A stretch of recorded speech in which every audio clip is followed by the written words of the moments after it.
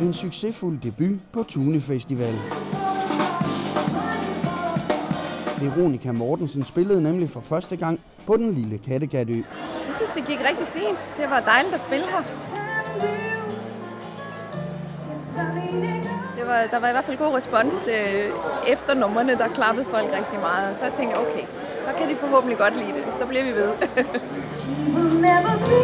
Selvom det var jazzsangerindens første optræden på festivalen, så kunne hun sagtens mærke den specielle Tunø-stemning.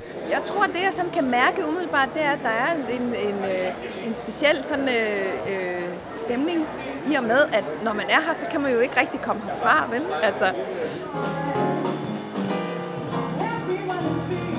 er sådan en rigtig godt humør hos folk. Der er god stemning.